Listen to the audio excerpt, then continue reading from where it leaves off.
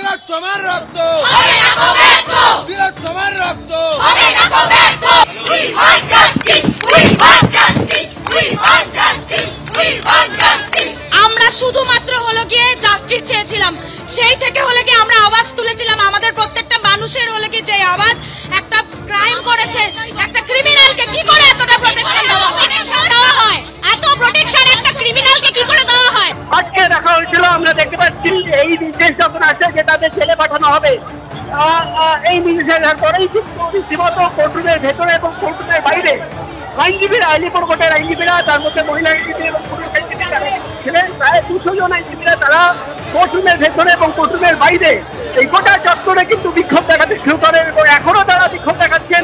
প্রায় 40 মিনিট ধরে যখন সন্দীপ ঘোষকে কোর্টরুমের ভেতরে আটকে রাখা হয় এবং যে কোনোভাবে পুলিশের অফিসাররা বা সিবিআই অফিসাররা তাদের বার করতে পারছিলেন না সেখান থেকে, তখন কিন্তু কেন্দ্রীয় বাহিনীর জওয়ানদের ডাকা হয়। কলকাতা পুলিশের অফিসাররা কেন্দ্রীয় বাহিনীর জওয়ানদের নিয়ে আসেন এবং তারপরে আমরা দেখি বিচারক আসেন, আইনজীবীদের সঙ্গে কথা বলেন। তারপরেও কিন্তু বিক্ষোভকারী আইনজীবীরা তারা কিন্তু রীতিমতো সেখানেই রীতিমতো বিক্ষোভ দেখাতে থাকেন এবং গেট আটকে রাখেন। তারা বলেন যে কোনোভাবে আজকে সন্দীপ ঘোষকে কোর্টরুম থেকে বেরোতে দেবেন না তারা। এবং তারপরে সঙ্গে থাকো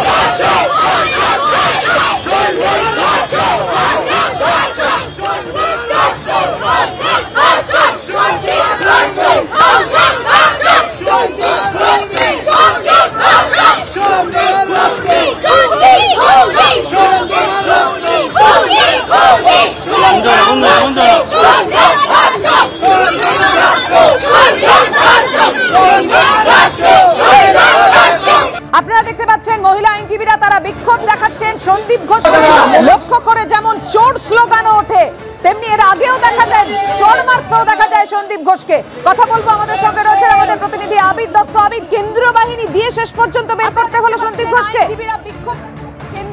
একেবারেই, এবং তোমায় জানিয়ে রাখি যে এর আগে যখন সন্দীপ ঘোষকে আলিপুর আদালতে পেশ করা হয়েছিল, তখন শুনানির পর তাকে যখন বার করে আনা হয় তখনও চূড়ান্ত একটা বিশৃঙ্খলা পরিস্থিতি তৈরি হয়, তার কারণ মানুষ বিক্ষোভ করতে থাকেন, এমনকি তাকে পিছন থেকে চড় মারা হয়।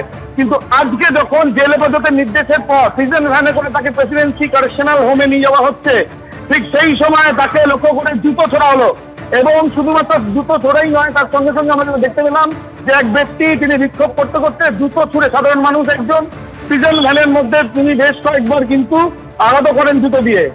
এরপর দেখা গেল যে প্রচুর সংখ্যায় মহিলা আইনজীবী এবং আইনজীবীরা তারা কিন্তু বিক্ষোভে ফেটে পড়েছেন, তারা স্লোগান দিচ্ছেন এবং তারা ইতিমধ্যে তাদেরকে যে পরিস্থিতি তৈরি হয় কোর্টে অর্ডার হয়ে যাওয়ার পরে আমরা দেখতে পাই যে পুলিশের সঙ্গে সঙ্গে সেন্ট্রাল ফোর্সকে পর্যন্ত সেখানে কিন্তু যথেষ্ট বেগ পেতে হয়েছে, সেন্ট্রাল ফোর্সকে নিয়ে যাওয়া হয়।